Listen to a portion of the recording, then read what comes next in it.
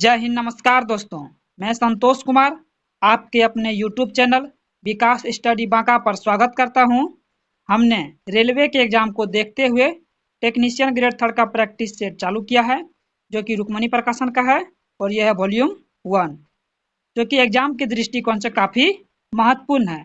इसमें कुल 26 practice set है, जिसमें से हमने 19 प्रैक्टिस सेट ऑलरेडी अपलोड कर दिए हैं। अगर आप लोग नहीं देखें हैं तो प्लेलिस्ट जाके चेक कर सकते हैं, और चैनल पे नए हैं तो प्लीज़ चैनल को सब्सक्राइब कर लें और बेल आइकन को दबा दें ताकि नोटिफिकेशन मिल सके। और आज का जो सेट नंबर है वो है सेट नंबर 20। चलिए देखते हैं पहला प्रश्न क्या है। देख सकते हैं ये पहला प्रश्न आपका मैथ के साथ शुरू होता है। इसका PDF हमारे टेलीग्राम चैनल पर दिया गया है, जिसका लिंक डिस्क्रिप्शन बॉक्स में मिल जाएगा। वहां से जाके सेट प्राप्त कर सकते हैं और सेट को लगा सकते हैं। चलिए देखते हैं जीके जीएस का प्रश्न क्या है। आज का जो पहला प्रश्न है कि दांतों के इलाज में किस रसायन का सबसे अधिक उपयोग किया जाता है? Calcium gluconate, calcium phosphate, calcium carbonate या कैल्शियम क्लोराइड। इसका जो राइट आंसर होगा वो होगा option number B, calcium phosphate. Calcium phosphate का सूत्र क्या होता है? CA3PO4 ये होता है कैल्शियम फॉस्फेट का सूत्र। और मनुष्य के शरीर की हड्डियां ट्राई कैल्शियम फॉस्फेट से बनी होती है, ट्राई कैल्शियम फॉस्फेट से। और कैल्शियम ऑक्जेलेट होता है, एक होता है कैल्शियम ऑक्जेलेट। कैल्शियम ऑक्जेलेट जो है पथरी के रूप में किडनी या गॉल ब्लैडर में पाया जाता है। अगला प्रश्न है दुग्ध प्रोटीन यानी केसिन किसके द्वारा पाचित होता है? पेप्सिन के द्वारा, रेनिन के द्वारा, एंटेरोगेस्ट्रॉन के द्वारा या ट्रिप्सिन के द्वारा। इसका जो राइट आंसर होगा वो होगा ऑप्शन नंबर बी, रेनिन के द्वारा। यानी दूध को जो पचाने का काम करता है वो रेनिन करता है। Option number B right answer होगा। अगला प्रश्न क्या है, देख सकते हैं अगला प्रश्न कि रुधिर प्लेटलेट्स किसका स्रोत है? रुधिर प्लेटलेट जो स्रोत है वो है thromboplastin. Option number A, thromboplastin. और ये क्या करता है कि रक्त का थक्का जमने में सहायक होता है। एक होता है हीमोग्लोबिन। हीमोग्लोबिन क्या करता है? हीमोग्लोबिन रक्त में ऑक्सीजन के प्रवाह में सहायता करता है, और हीमोग्लोबिन के कारण ही रक्त का जो रंग लाल होता है। एक होता है इसमें प्लाज्मा। प्लाज्मा क्या करता है? रक्त को जलीय माध्यम प्रदान करता है। अगला प्रश्न क्या है ये देख सकते हैं, निम्नलिखित में से कौन सा जोड़ा सही है? सही जोड़ा कौन सा उसको बताना है। तो वो हो जाएगा आलू बैगन, जो कि सोलेनेसी कुल का ये है, आलू और बैगन। Option number C right answer होगा। अगला प्रश्न क्या है देख सकते हैं, अगला प्रश्न बताना है कि निम्नलिखित कथनों पर विचार करें कि जो केरेटिन है ये क्या एक प्रोटीन है कि एक हार्मोन है कि बालों में पाया जाता है कि नाखूनों में पाया जाता है? ये जो केरेटिन है ये आपका एक प्रोटीन है, और ये बालों में पाया जाता है और ये नाखूनों में पाया जाता है। इसका जो राइट आंसर होगा वो होगा ऑप्शन नंबर बी। पूछ रहा है इसमें कौन सा कथन सही है। अगला है कि ब्रायोफाइट्स क्या कहलाते हैं? ब्रायोफाइट्स जो कहलाते हैं मॉस, क्या कहलाते हैं? ब्रायोफाइट्स मॉस कहलाते हैं। ऑप्शन नंबर एक। और सबसे बड़ा ब्रायोफाइटा क्या है? वह जूओसिप्स, जूओसिप्स है। जुओ जुओसिप्स, जुओसिप्स है। अगला है कि पसलियों किसके अंतर्गत आते हैं? अक्षीय कंकाल, उपांगीय कंकाल, अवशेषी अस्थियां या उपयुक्त में से कोई नहीं। इसका जो राइट आंसर होगा वो होगा ऑप्शन नंबर एक, अक्षीय कंकाल। इंग्लिश में बोलते हैं एक्सियल स्केलेटन। और मानव शरीर में कुल हड्डियां कितनी होती है? वो होती है 206। अगला प्रश्न क्या है कि ट्रांसफार्मर में अपरिवर्तित रहने वाली राशि कौन सी है? वोल्टता, धारा, आवृत्ति या इनमें से कोई नहीं। इसका जो राइट आंसर होगा वो होगा ऑप्शन नंबर सी, आवृत्ति। आवृत्ति क्या होता है? ट्रांसफार्मर में अपरिवर्तित रहती है। और घरों में प्रभावित होने वाली विद्युत धारा की जो आवृत्ति होती है वो होती है 50 हर्ट्ज। कितना होती है? 50 हर्ट्ज। और दिष्ट धारा की आवृत्ति होती है 0 हर्ट्ज। दिष्ट धारा की होती है 0 हर्ट्ज। और ट्रांसफार्मर की जो रेटिंग हम लोग मापते हैं वो KVA यानी किलो वोल्ट एम्पियर में मापते हैं ट्रांसफार्मर की रेटिंग। अगला प्रश्न ये देख सकते हैं आपका किसका है? रीजनिंग का प्रश्न है। इसका PDF टेलीग्राम चैनल पर दिया गया, वहां से जाके आप चेट लगा सकते हैं। अगला प्रश्न देखते हैं क्या है। ये है कि पाइका नृत्य इनमें से किस राज्य से संबंधित है। पाइका नृत्य आपका किस राज्य से संबंधित है, उड़ीसा से कि बिहार से कि झारखंड से कि पश्चिम बंगाल से। जो पाइका नृत्य है ये आपका उड़ीसा से संबंधित है। किस संबंधित है, उड़ीसा से। उड़ीसा में और भी नृत्य है, मु मुनरी है, क्या है, मुनरी, ये आपका उड़ीसा में है। आया, आया भी कहाँ से है, कहाँ का जो नृत्य है ये भी उड़ीसा का है। अगला प्रश्न है कि भारत में एशियाई चीता को किस वर्ष विलुप्त घोषित किया गया था। भारत में एशियाई चीता को जो विलुप्त घोषित किया गया था वो 1952 में। कब किया गया था, 1952 में। और 17 सितंबर 2022 को नामीबिया से 8 चीते को और 12 चीतों को 18 फरवरी 2023 को दक्षिण अफ्रीका से लाया गया था। और विश्व का एकमात्र तैरता हुआ राष्ट्रीय पार्क है केबुल लामजाओ, जो कि मणिपुर में स्थित है। अब कुछ राष्ट्रीय उद्यान या अभ्यारण्य देख लेते हैं, वो किस राज्य में है। जैसे पखुई वन जीव अभ्यारण्य अरुणाचल प्रदेश में है। भगवान महावीर उद्यान गोवा में स्थित है। नोंगर वाइलैम वो आपका मेघालय में। अबोहर अभ्यारण्य पंजाब में। कुंभलगढ़ अभ्यारण्य राजस्थान में। सोमेश्वर अभ्यारण्य कर्नाटक में है। अगला प्रश्न क्या है, ये सब देख सकते हैं, आपका मैथ रीजनिंग का है। पीडीएफ दिया गया टेलीग्राम चैनल पर, जाके पीडीएफ सेट प्राप्त कर सकते हैं। अगला प्रश्न देखिए ये क्या है, 26 नंबर, कि HCl घोल का पीएच मान 4 है, इस घोल की मोलरता क्या होगी। इस घोल की जो मोलरता होगी वो होगी option number D 0.0001, 0.0001, option number D right answer होगा। अगला है कि किस रंग के प्रकाश की तरंग दैर्घ्य 5450 यानी कि 5450 एंगस्ट्रम है, वो किसका है, तो वो है हरा प्रकाश का। किसका है, हरा प्रकाश का। दृश्य प्रकाश का जो तरंग दैर्घ्य होता है वो होता है 3900 एंगस्ट्रम से लेकर के 3900 एंगस्ट्रम से लेकर के 7000 एंगस्ट्रम के बीच होता है दृश्य प्रकाश का। अगला प्रश्न क्या है, यदि हम किसी दिए गए बल के क्षेत्र को बढ़ाते हैं तो इससे दाब में क्या परिवर्तन होंगे। शून्य हो जाता है, अपरिवर्तित रहता है, बढ़ जाता है या कम हो जाता है।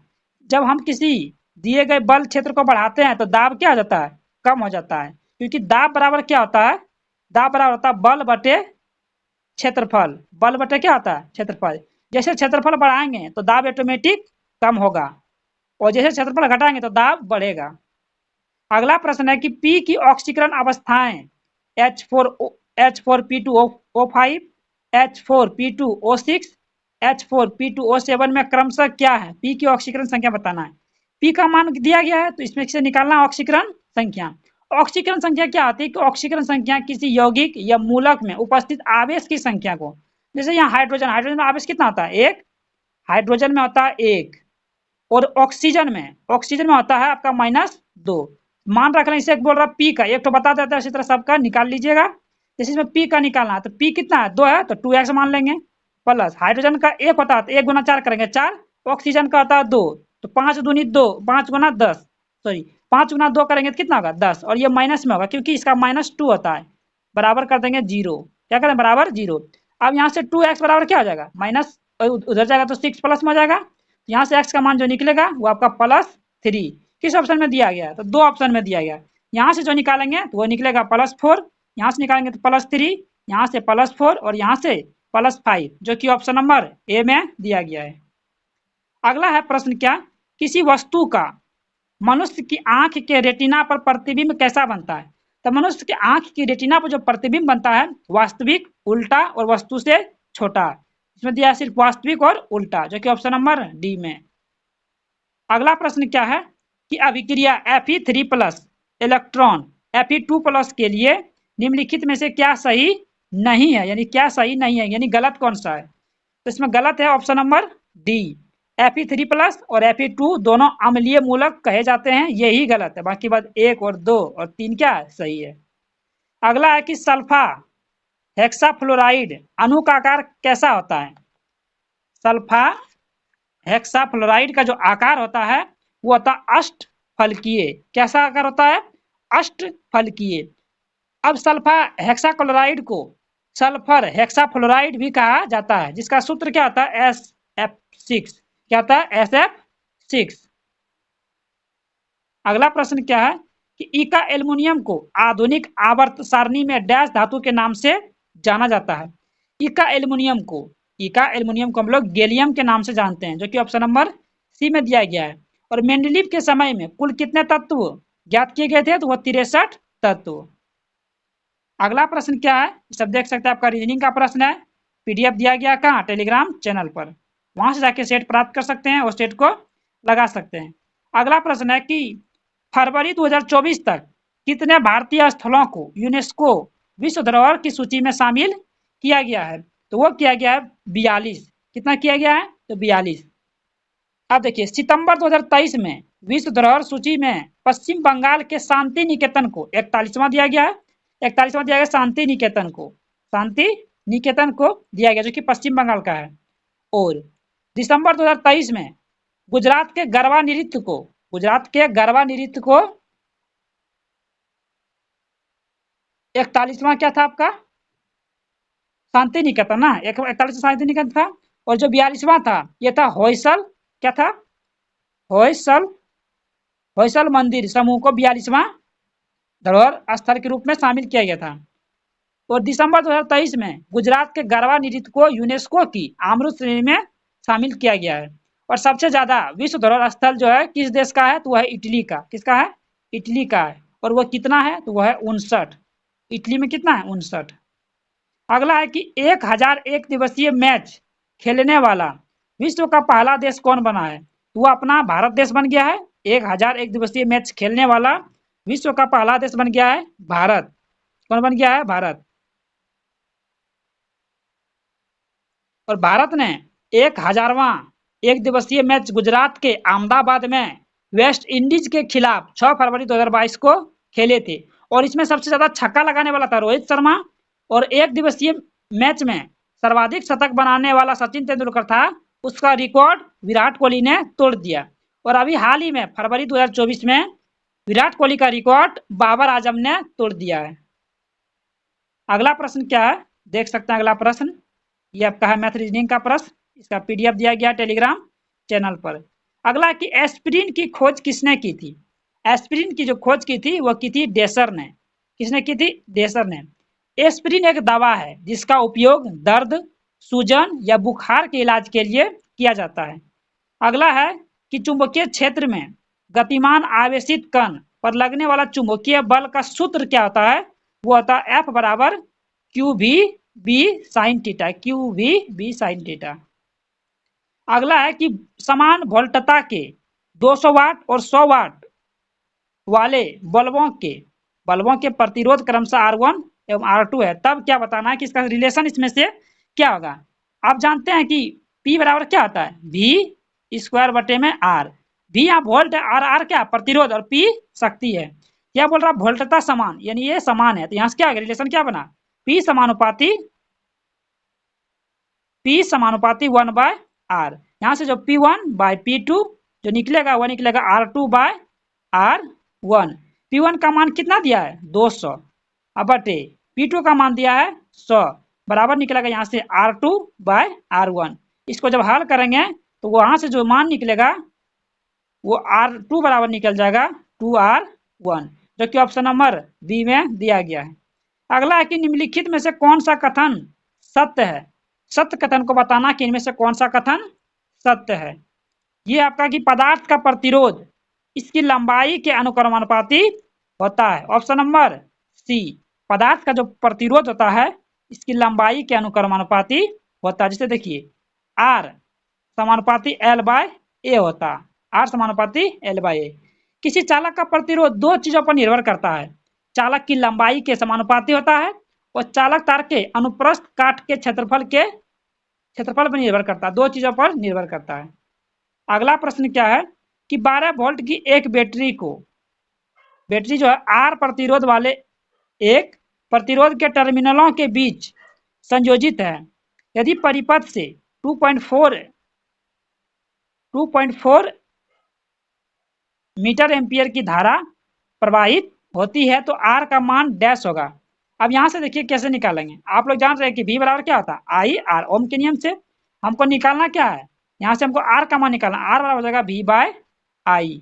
V का मान कितना दिया है 12 वोल्ट बाय आई का मान कैसे कितना दिया है 2.4, और ये हमको हटाने के लिए 10 की पावर 3 से गुना करेंगे, और ये एम्पियर तो हो ही गया। इसको जब कटाएंगे तो कितना निकलेगा 24 पंचे 120, और ये -3 ऊपर जाएगा तो क्या हो जाएगा प्लस में हो जाएगा, तो हो जाएगा 5 गुना 10 की पावर 3, और वोल्ट बटे एम्पियर को हम लोग क्या कहते हैं प्रतिरोध कहते हैं, जो कि ऑप्शन नंबर ए में दिया गया है, सॉरी बी में दिया गया, ऑप्शन नंबर बी में दिया गया है। अगला है कि मान लीजिए कि किसी लड़के के सामने एक जादुई दर्पण रखा गया है, परिणाम स्वरूप लड़का देखता है कि उसके सिर का प्रतिबिंब समान आकार का, उसके शरीर का मध्य भाग छोटे और पैरों का आकार बड़े हैं, इसलिए शीर्ष से नीचे तक जादुई दर्पण निम्न में से कौन सा प्रतिबिंब प्रदर्शित करता है। यह क्वेश्चन 2022 के ग्रुप डी में पूछा गया है। देखिए ऊपर क्या बोला है कि उसका समान आकार का जो प्रतिबिंब बनेगा, उसका जो सिर है वो समतल दर्पण में बनता है, तो समतल दर्पण से शुरू होने वाला 2 ऑप्शन है, ये 2 ऑप्शन नहीं, इसको काट देंगे। उसके बाद क्या बोल रहा है कि उसके शरीर का मध्य भाग छोटा, तो छोटा प्रतिबिंब किसे बनता है वो बनता है उत्तल दर्पण में, तो दूसरा होना चाहिए उत्तल दर्पण, जो कि सी में दिया गया है। और बोल रहा है कि उसके पैरों का आकार बड़ा होगा वो होगा अवतल दर्पण में, किसमें होगा अवतल दर्पण में, जो कि ऑप्शन नंबर इसका सी राइट आंसर होगा। अगला प्रश्न है कि डैश एक ऐसी प्रक्रिया है जिसमें दो निकटतम फिटिंग भागों को एक फिल्टर सामग्री का उपयोग करके जोड़ा जाता है, जिसे उसका गलनांक के ऊपर गर्म किया जाता है और केशिका द्वारा अंतराल में वितरित किया जाता है, उसको हम लोग क्या बोलते हैं वो है टांकना, option number C right answer होगा। अगला है कि एक लेंस के 2 फोकसों को मिलाने वाली रेखा को क्या कहते हैं। मान लीजिए कि ये लेंस है, ये क्या लेंस है, और यहाँ आता है क्या आपका F1 और ये F2, इसको जो मिलाने वाली रेखा आती है इसको हम लोग बोलते हैं मुख्य अक्ष, जिसको प्रिंसिपल एक्सिस बोलते हैं इंग्लिश में, ऑप्शन नंबर बी। अगला प्रश्न देख सकते हैं आपका, यह किसका है मैथ का है, इसका PDF दिया गया टेलीग्राम चैनल पर। अगला क्या है कि निम्नलिखित में से कौन सा नाभिकीय शक्ति संयंत्र उत्तर प्रदेश में स्थित है, तो वह है नरोरा। क्या है नरोरा है उत्तर प्रदेश में स्थित, नरोरा कहाँ है तो वह उत्तर प्रदेश में, option number B right answer होगा। अगला प्रश्न है कि भीमबेटका की गुफाओं की खोज कब की गई थी, तो भीमबेटका गुफाओं की जो खोज की गई थी वो 1957 से 58 ईस्वी में खोज की गई थी, और इसकी खोज किसने की थी तो विष्णु शास्त्री वाकनकर ने की थी, विष्णु शास्त्री या श्रीधर वाकनकर ने किया था, और ये मध्य प्रदेश में रायसेन जिले में स्थित है। अगला प्रश्न क्या है ये देख सकते हैं आप।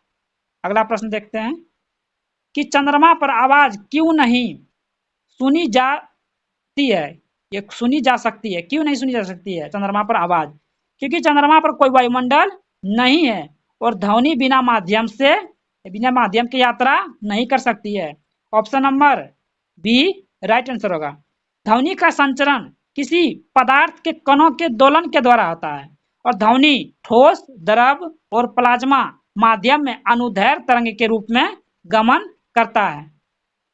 अगला है क्या सतहों पर पॉलिश करने या स्नेहक की बहुत सी मात्रा का उपयोग करके घर्षण को पूरी तरह समाप्त किया जा सकता है, तो घर्षण को पूरी तरह समाप्त नहीं किया जा सकता है, क्योंकि कुछ और नियमितताएं बनी रहेगी, जो कि option number A right answer होगा। अगला प्रश्न क्या है, क्या होता है जब एक परख नली में एक अम्लीय विलयन और एक क्षारीय विलयन को मिलाया जाता है, तो क्या होता है कि विलयन का तापमान बढ़ जाता है और लवण का निर्माण होता है, तापमान विलयन का बढ़ेगा और लवण का निर्माण होगा, option number C right answer होगा।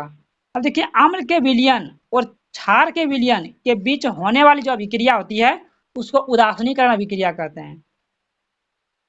अगला प्रश्न क्या है कि किसी वाष्पशील घटक को उसके गैर वाष्पशील विलय से पृथक्कृत करने के लिए निम्नलिखित में से किस विधि का उपयोग किया जाता है, तो हम लोग करते हैं वाष्पीकरण विधि का उपयोग करते हैं, option number C right answer होगा।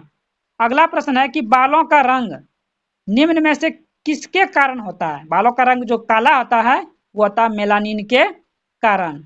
मेलानिन क्या करता है कि सूर्य की पराबैंगनी किरणों से त्वचा की रक्षा करता है। और ये होता है केरोटीन। केरोटीन किसमें पाया जाता है? मानव के त्वचा में, नाखून में और बालों में केरोटीन प्रोटीन पाया जाता है। ये प्रोटीन है। अगला है कि निम्नलिखित में से कौन एक पेड़ नहीं है? तो बरगद पेड़ है, नीम का भी पेड़ होता है, पीपल का भी पेड़ होता है, लेकिन ये मनी प्लांट ये पेड़ नहीं है। ये क्या है? ये एक झाड़ियां है। Option number A. अगला है कि एक बड़े हॉल की दीवारों से ध्वनि के बार बार परावर्तन को क्या कहा जाता है? जिसके परिणाम स्वरूप ध्वनि की अनुभूति बनी रहती है, उसको हम लोग कहते हैं प्रतिध्वनि, जो कि ऑप्शन नंबर बी में दिया गया है। तारत्व या पिच के कारण ध्वनि मोटी या तीक्ष्ण सुनाई देती है और पिच ध्वनि तरंग की आवृत्ति पर निर्भर करता है। अगला प्रश्न क्या है कि सेक्रिन और प्रिंटिंग स्याही के निर्माण में किसका उपयोग किया जाता है? तो हम लोग किसका उपयोग करते हैं? तो वो करते हैं हम लोग toluene, toluene, toluene. Option number A right answer होगा। अगला प्रश्न क्या है? ये देख सकते हैं आपका किसका है? मैथ रीजनिंग का। अगला प्रश्न ये रहा आपका कि भारत के संविधान का मसौदा तैयार करने के लिए संविधान सभा ने डैश को मसौदा समिति का गठन किया था? तो वो किया गया था 29 अगस्त 1947 को। कब किया था? 19 अगस्त 1947 को। अगला है कि अखिल भारतीय मुस्लिम लीग ने लाहौर प्रस्ताव को वर्ष डैश में अंगीकृत किया था? तो वो किया गया था 1940 में। Option number B, B right answer होगा। अगला प्रश्न क्या है? ये देख सकते हैं अगला प्रश्न कि धातुओं का वह गुण क्या कहलाता है जिसके द्वारा उन्हें पीट कर पतली शीट का रूप दिया जा सकता है? उनकी यह विशेषता क्या कहलाती है? उनकी यह विशेषता कहलाती है अघात वर्धनीयता। अघात वर्धनीयता। सर्वाधिक अघात वर्धनीयता धातु जो होता है वो होता है सोना का, Au। और सर्वाधिक तन्य धातु भी क्या होता है? सोना ही होता है। अगला है कि सभी समांतर किरणें खुरदरी या असमतल सतह से टकराकर परावर्तित होने पर समांतर नहीं रहती है। यह परावर्तन क्या कहलाता है? तो यह परावर्तन कहलाता है विसरित परावर्तन। मान लीजिए ये सतह है, यहाँ से प्रकाश की किरण आएगी, कभी इधर जाएगी, कभी इधर चली जाएगी, कभी इधर चली जाएगी, यानी कि नियमित नहीं होता। तो इसको हम लोग बोलते हैं विसरित परावर्तन। अगला है कि संक्रमित कोशिकाओं से अन्य गैर संक्रमित कोशिकाओं की रक्षा के लिए संक्रमित कोशिकाएं कौन सा प्रोटीन स्रावित करती है? वो करती है आपका इंटरफेरॉन। इंटरफेरॉन स्रावित करती है। Option number C. अगला है कि दिए गए किन्हीं दो माध्यमों में एक माध्यम का आपतित कोण दूसरे माध्यम के अपवर्तित कोण 90 डिग्री होने पर वह क्या कहलाएगी या क्या कहलाएगा? वो कहलाएगा आपका क्रांति कोण, क्रांति कोण। Option number A right answer होगा। अगला प्रश्न क्या है कि अनियमित प्रतिरोध के मापन के लिए निम्न में से किस परिपथ का उपयोग किया जाता है? वो हम लोग करते हैं Wheatstone bridge, Wheatstone bridge. Option number C right answer होगा। अगला प्रश्न है कि किस समूह के सदस्य को आमतौर पर स्पंज कहा जाता है? तो हम लोग किसको स्पंज कहते हैं? तो वो कहते हैं हम लोग पोरीफेरा को, पोरीफेरा को स्पंज कहते हैं। Option number C. अगला है कि कार्बनिक यौगिकों में बॉन्ड की लंबाई, बॉन्ड की ताप धारिता को निम्न में से क्या प्रभावित करता है? वो करता है आपका संकरण, संकरण प्रभावित करता है। Option number C. अगला है कि वाष्प का तरल यानी जल में परिवर्तन कौन सी भौतिक क्रिया कहलाती है? यानी कि वाष्प का तरल में बदलेगा वो कहलाएगा संघनन। क्या कहलाएगा? संघनन कहलाएगा। Option number B. अगला प्रश्न आपका देख सकते हैं, ये सब क्या है? रीजनिंग का प्रश्न है। इसका पीडीएफ दिया गया है टेलीग्राम चैनल पे, वहां से जाके प्राप्त कर सकते हैं। अगला प्रश्न है कि वर्ष 2011 की जनगणना के अनुसार भारत का जनसंख्या घनत्व कितना है? वह है 300 82 व्यक्ति प्रति वर्ग किलोमीटर, यानी 1 किलोमीटर में कितना है, तो 382 व्यक्ति। भारतीय संविधान के अनुच्छेद 246 के अनुसार देश की जनगणना कराने का दायित्व संघ सरकार को सौंपा गया है। 2011 की जनगणना यानी 15वीं जनगणना तथा स्वतंत्र भारत की 7वीं जनगणना थी।